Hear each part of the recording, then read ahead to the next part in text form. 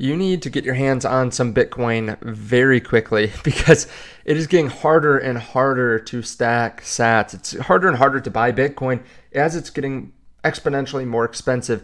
And there are a ton of people that are buying Bitcoin right now. And it's not just retail investors, it's large institutions. BlackRock has been buying hundreds of millions of dollars of Bitcoin a day. This is the total revenue of some small countries. This is like a third of the GDP of Turks and Caicos every single day.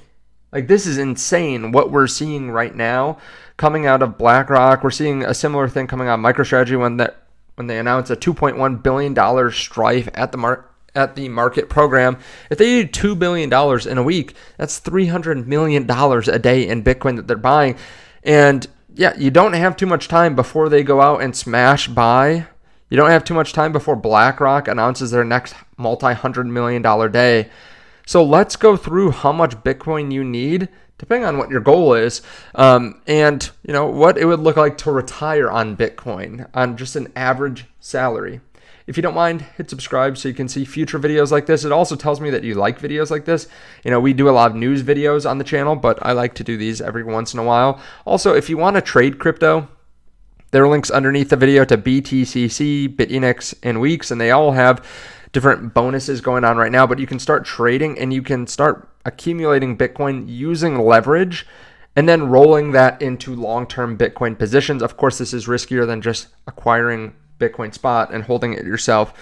Now, let's go through what it means to be a whole coiner, what it means to stack Bitcoin, and what you should be looking to do. What would the cost be? Okay, there are about 8 billion people on Earth, and 21 million Bitcoin will ever be created. Keep in mind, a lot of this Bitcoin has been lost. A lot of it's held by billionaires, and it's not moving. So accounting for that, we'll be conservative and say that there's 17 million Bitcoin that can be bought, basically. And again, there's some billionaires that will never sell it because they don't need to.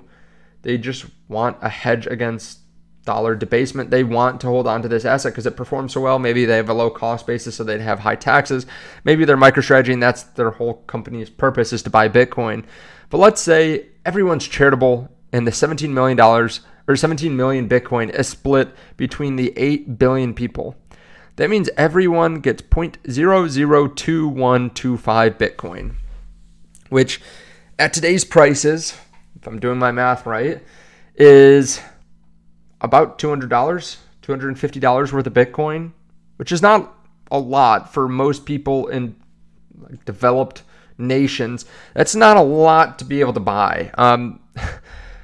There's only a fixed amount of Bitcoin, so this is never going up. It's not like the price goes up, so then they're going to make more Bitcoin. No, 95% of all Bitcoin has already come into existence, and now we have 5% to split up amongst the next 120 years of Bitcoin mining.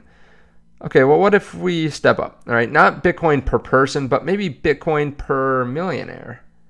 Well, estimates are about 60 million millionaires.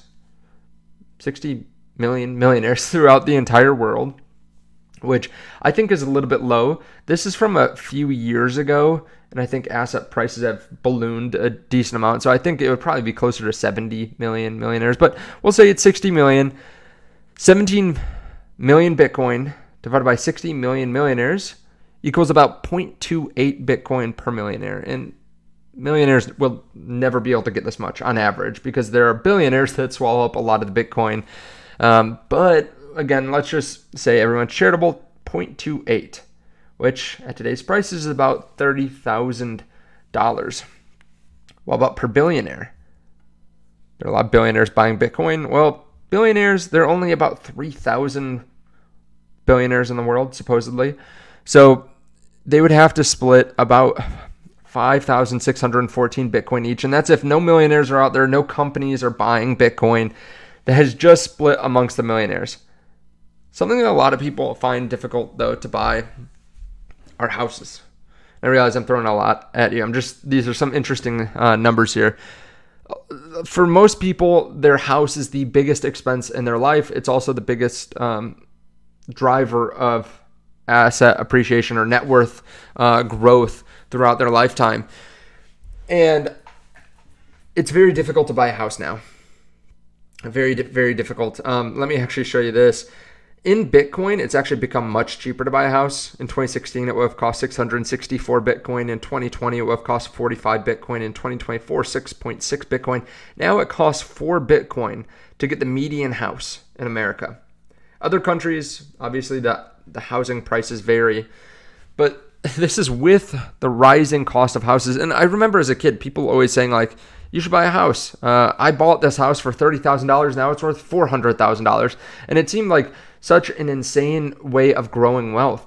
But then you realize, well, it's just inflation, right? Like, there are some reasons that houses might move up faster than inflation, but generally houses appreciate by like 4% a year.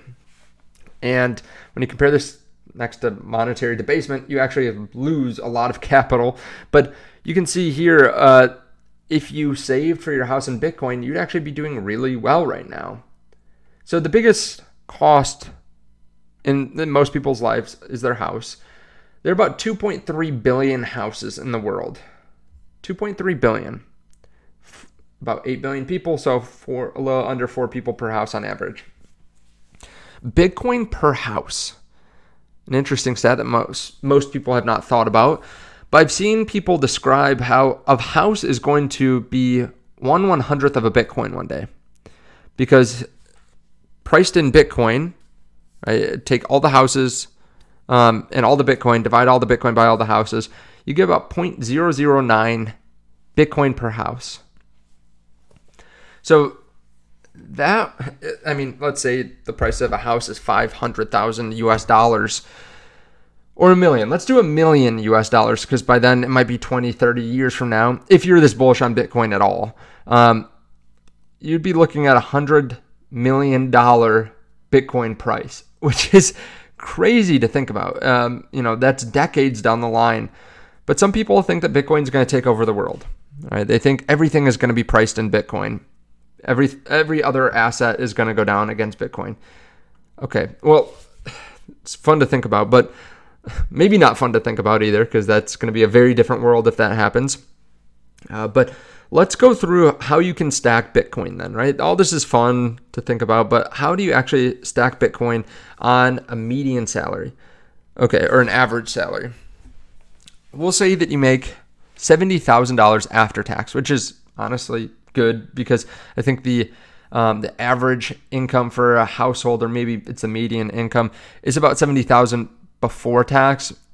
But you're also watching this channel, you're probably focused on increasing your income. You're probably doing pretty well, pretty high achiever. So we'll say that your income is $70,000. If it's below that, like, just work on getting your income up and cutting spending and investing as much as possible.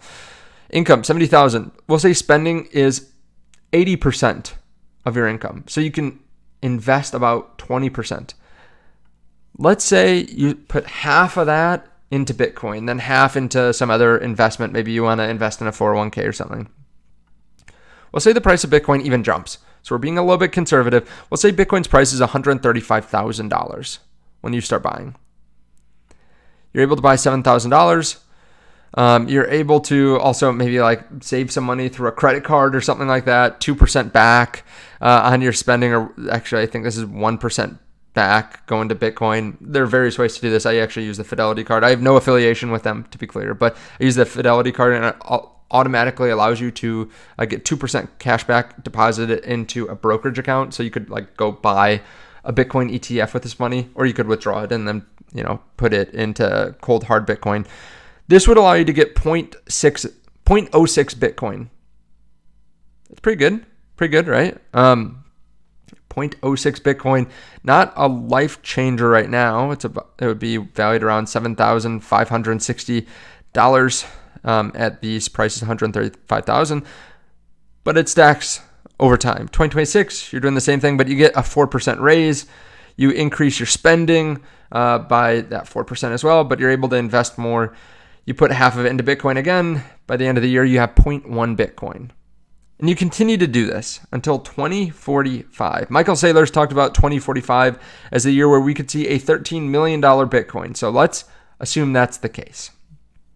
Over this time span, you have grown your income from 70,000 to 154,000, which honestly I don't think would be super difficult over this 20-year span if you start 70 to grow it to about 2x, especially assuming that we're going to see pretty big inflation over this time.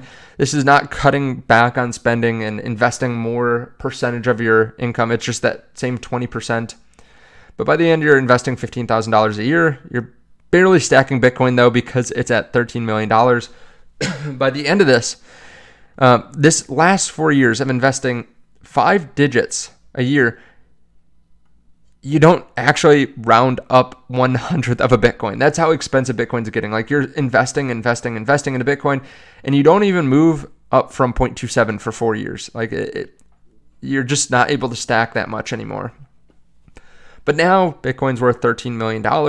You have $3.5 million worth of Bitcoin. You can probably borrow against it at fairly cheap rates at that point, or sell a portion of it off. Or, maybe there's some kind of asset strategy that you want to use. Like MSTY right now pays dividends based on covered calls from MSTR. You could use different fixed income instruments at that point. Now, is $3.5 million going to be enough to retire in 20 years? I'm not sure. That's a good question. At 3% inflation over 20 years, that would equate to about half the purchasing power. So this 3.5 million might be more like 1.75 million. But who knows? Who knows what the future holds? Maybe you need to stack for a couple more years. But it's crazy how little Bitcoin you actually need. Not saying that it's easy to get to 0.27 either. Like, this is 20 years of hard-earned work putting into Bitcoin. But it's crazy how little you need to put in versus other assets if Bitcoin goes to where a lot of people think it's going to go. But also then you're banking on a literal 100x from here. So of course you don't need as much in Bitcoin because of that. Let me know your thoughts on this underneath the video. I think 0.25 or 0.27 is a pretty key level for a lot of people, even though it doesn't stand out, right? From like just a number standpoint, it's a pretty key level because, if we hit that $13 million mark, well, this is probably enough for a lot of people to retire, especially if you're still assuming there's some social security or something. But also that's the amount of Bitcoin that every millionaire should be able to buy. But that's assuming that like everything's equitable. Honestly, there's probably only like 10 million Bitcoin that's really going to circulate, because a lot of billionaires are going to hold on to it, a lot of companies are going to hold on to it, and there's less and less circulating every day. Eventually we'll get to the point where there's more Bitcoin lost every day than Bitcoin mined every day. There'll be 1 Bitcoin mined a day in the next, I think it's 40 years, which is just insane. So really you're looking at like maybe 0.166 Bitcoin. Right now, it's very hard to get your hands on a significant amount of Bitcoin because the price keeps on going up. But as time goes on, it's going to get harder and harder. Like, everyone used to think millionaires were so wealthy, especially when I was growing up. Like, if you were a millionaire, you were set. You could retire. Now, even millionaires have a hard time getting 1 Bitcoin. Most millionaires have a lot of equity tied up in their homes, or a lot of equity in their businesses, maybe a lot in their 401ks. It takes time to build that kind of wealth. So it's very difficult to go out and buy a Bitcoin for a normal millionaire. Let's say someone that's worth exactly $1 million. That's 1/10 of their net worth in a very volatile asset that, again, you need to pull equity for a lot of these people. You need to pull equity from a business or a house or a 401k. A lot of them don't have brokerages that are $1 million to go put, or $150,000 to go put it all into Bitcoin. So yeah, it's very difficult. Again, if you do want to trade crypto, there are links underneath the video at BTCC, WEEX, BitUniX. Thank you so much. I'll see you all in the next one.